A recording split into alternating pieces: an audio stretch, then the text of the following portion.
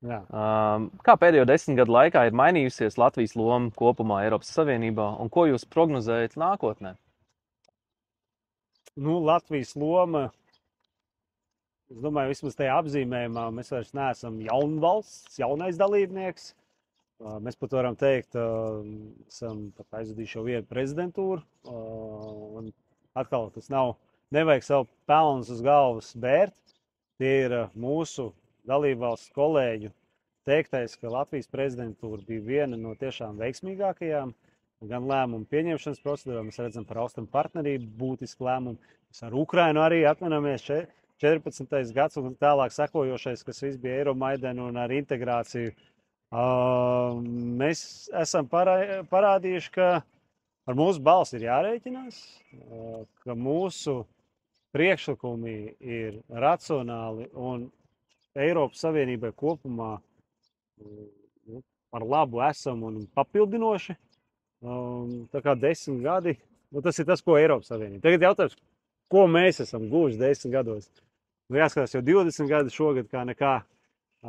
Es domāju, ka viens var būt kāpumi un kritumi. Finanšu krīze, protams, ne tikai Latvijas skāra, bet visus. Diemžēl mūs diezgan skarbi, un to neviens nenoliedz arī pašā Eiropā. Tās pašas taupības režīmi bija, varētu jau teikt, pārspīlēti dažos aspektos absolūti, kur cieta darba devēji, darba ņēmēji.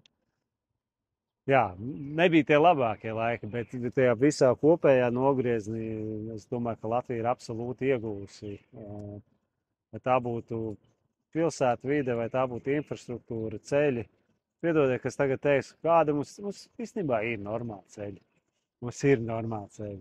Ir atsevišķi posmi, jā, kur vēl, kā ir boksā, tas kapa jāliek, jā, bet kopumā tā situācija nav tik traģiska. Un, ziniet, atkal tie visi tie salīdzinājumi, Igaunija, Lietuva, jā, dažos varbūt ir tie objektīvi, kā to salīdzināt, bet pavisam nesen jau Kaja Kallas, Igaunijas premjera, viņai bija intervija, viņa jau teica, ka, klausieties, ar Latviju ir tieši tāpat Igaunijā, kā ar Igauniju Latvijā.